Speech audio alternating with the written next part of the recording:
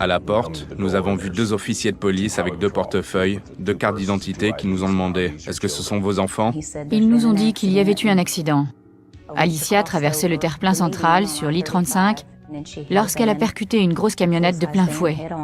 Elle est morte sur le coup. Je suis restée là quelques instants à essayer de comprendre que ma première fille n'était plus. Cela a paru comme une éternité, puis j'ai dit « Et Boo ?» Il a répondu qu'elle avait été héliportée vers un centre traumatique, que son état était critique et qu'elle n'allait pas survivre. Roger et Dawn Lane prièrent Dieu pour qu'il épargne leur fille Laura, affectueusement surnommée Boo. J'ai senti l'Esprit de Dieu se lever en moi et j'ai entendu au fond de moi le Seigneur me parler à ce moment. Il m'a dit « Je te dis de ne pas t'inquiéter pour Boo, car elle est au creux de ma main. » Dès cet instant, ça a été fini pour moi. J'ai posé ma main sur l'épaule de Roger et j'ai dit « Elle vivra, elle ne mourra pas. » Plus tôt ce même jour, leurs 2 aînés, Alicia, 19 ans, et Boo, 15 ans, rentraient d'Oklahoma City après un camp de jeunes. Tout à coup, un gros camion doubla Alicia et percuta sa voiture. Perdant soudain le contrôle de son véhicule, elle traversa le terre-plein central pour se retrouver face au trafic venant en sens inverse. Alicia fut tuée sur le coup.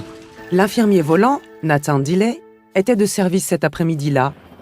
Et parmi les premiers arrivés sur place, il savait que Boo était entre la vie et la mort. D'après l'état de la voiture et son écrasement, j'ai compris qu'elle avait été expulsée, puis j'ai vu quelqu'un en train de lui administrer un massage cardiaque. La situation était très sérieuse, elle n'aurait pas pu être pire. Ses chances de survivre n'étaient que de 1%, et peut-être encore moins à vrai dire. Outre les soins médicaux administrés lors des 15 minutes de vol jusqu'à l'hôpital, Nathan et son coéquipier firent autre chose. Ils prièrent pour leur patiente mourante. Lorsque nous sommes face à une personne si gravement blessée qu'elle ne pourra peut-être pas survivre, nous prenons toujours la décision de prier pour elle, et nous continuons de prier. Nous avions d'ailleurs compris que nos soins ne pourraient rien faire pour elle. Seul Dieu pouvait agir. Boo put tenir jusqu'à l'hôpital et fut prise en charge par le docteur Roxy Holbrecht, dirigeant l'équipe spécialisée dans les grands traumatismes. Boo est arrivé en tant que trauma priorité 1 ou niveau 1 de trauma, ce qui est notre plus haut degré de priorité. La sévérité de ses blessures était cotée à 41, ce qui est extrêmement élevé. Une cote de 25 est déjà critique. Lorsque les Lane arrivèrent à l'hôpital, ils se précipitèrent pour voir leur fille. Lorsqu'ils m'emmenèrent voir Boo, je savais qu'elle ne ressemblerait plus à ma Boo. Je le savais déjà. Mais vous n'êtes jamais préparé pour le moment où vous devez voir votre enfant dans un tel état. C'était effrayant. Avec tous ces tuyaux et ces tubes,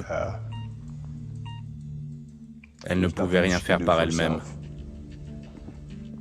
Elle était juste allongée. Nous ne pouvions qu'espérer, prier et croire. Ils nous ont dit qu'elle avait une blessure traumatique au cerveau. Ses poumons s'étaient affaissés, ses omoplates cassés avec des lésions bilatérales. Les os faciaux sur le côté avaient tous été fracturés et écrasés. Ils nous avaient dit qu'il faudrait aussi opérer sa jambe. Tandis que les médecins faisaient tout leur possible pour sauver Boo, ses parents s'accrochaient à leur foi en Dieu. Je savais que je pouvais compter sur les promesses de Dieu. Peu importe son état, peu importe ce qu'il disait, je savais que je pouvais faire confiance à Dieu qui avait dit qu'elle allait s'en sortir. La responsable de Dawn à l'époque, une assistante médicale, vint à l'hôpital pour réconforter la famille et les aider à comprendre l'état de Boo.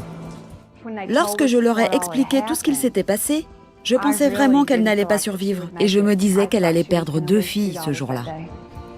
Les médecins firent tout ce qu'ils purent pour sauver la vie de Boo. Elle avait tenu lors des premières heures, les plus critiques, mais il n'existait aucune garantie quant à sa survie à plus long terme. Voyez-vous, les blessures au cerveau sont opaques. Tout dépend de l'endroit de la blessure qui déterminera la déficience dont vous aurez à souffrir. Il est difficile de déterminer la situation finale du patient. On peut juste le constater avec le temps. Les médecins et la famille de Boo étaient prêts pour la route longue et incertaine qui s'offrait à eux. Mais le jour des funérailles de sa sœur, Boo sortit du coma. C'était juste avant notre arrivée à l'hôpital, après les funérailles. Lorsque nous sommes entrés, elle était éveillée. Les médecins s'attendaient à ce que Boo reste 30 jours en soins intensifs pour ensuite passer plusieurs mois de soins hospitaliers en rééducation. Mais ce ne fut pas nécessaire. Boo put officiellement quitter l'hôpital après 27 jours. 27 jours. Elle est rentrée avec seulement une jambe dans le plâtre. Elle n'était pas complètement là mentalement. Ça se voyait dans ses yeux. Il lui manquait encore quelques morceaux, mais elle était chez elle. Et cela montre que Dieu répond aux prières. Lorsqu'il vous donne sa parole, qu'il vous dit qu'il la tient au creux de sa main, rien ni personne, ni aucune principauté ou puissance ou humain ne peut l'arracher à sa main. Chaque jour qui passait, l'état de Boo s'améliorait. Elle fit des progrès avec la kinésithérapie. Elle a fait tout ce qu'il fallait faire pour s'en sortir, mais elle a progressé plus rapidement que la plupart des gens ne le font d'habitude. À la fin de l'été, elle fut pleinement rétablie. C'est vrai qu'elle a bénéficié des meilleurs soins, mais je crois également qu'il y a eu la guérison de Dieu. Ça a été rien de moins qu'un miracle, un rétablissement miraculeux, comme je n'en ai vu que très peu après plus de 20 ans de carrière. À l'automne, Boo retourna à l'école et finit major de sa promotion. C'est remarquable. Arriver dans un tel état d'instabilité, tenir bon, subir autant de jours d'hôpital, repartir et finir major de promotion, sans aucune séquelle, cela ne se voit jamais. Boo a continué sa route. Elle est diplômée en soins infirmiers. Elle s'est aussi mariée à un garçon que sa sœur connaissait et qu'elle voulait lui présenter. Ça a été tellement beau de voir que ma sœur avait aussi fait partie de sa vie. Dieu est toujours fidèle. Restez avec lui et il vous aidera dans tout ce que vous pourrez rencontrer. Mes amis, c'est une histoire qui fait réfléchir. Vous me direz, pourquoi cet accident? Parce que les deux sœurs revenaient d'une convention de prière, donc en présence de Dieu.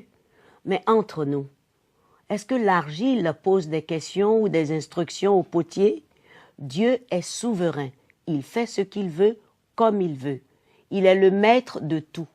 Et nous sommes l'ouvrage de ses mains. Alors, si vous voulez poser des questions auxquelles vous n'avez pas de réponse, ne demandez pas à Dieu de répondre à ces questions pour vous.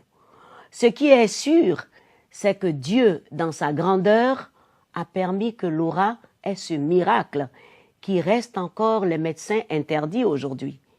Dieu, dans sa souveraineté, n'a pas épargné son Fils Jésus-Christ qui allait jusqu'à la croix pour nous afin de nous délivrer de la mort et de l'enfer. Et oui, l'enfer existe. Et personne ne sait ni l'heure ni le jour. Alors, c'est le moment de vous donner à Jésus. Et si vous êtes prêts, c'est mon souhait, prions en ce moment et dites tout simplement, Seigneur Jésus, j'ai entendu parler de toi. Je te demande pardon pour mes péchés. Je te demande pardon pour mes rébellions. Je te demande pardon pour tout ce qui ne glorifie pas ton nom dans ma vie. Aujourd'hui, je te donne ma vie. Écris mon nom dans le livre de vie. Béni sois-tu, Seigneur Jésus, car je sais que tu ne rejettes pas celui qui vient à toi. À partir d'aujourd'hui, je suis enfant de Dieu. Merci, Seigneur. Amen.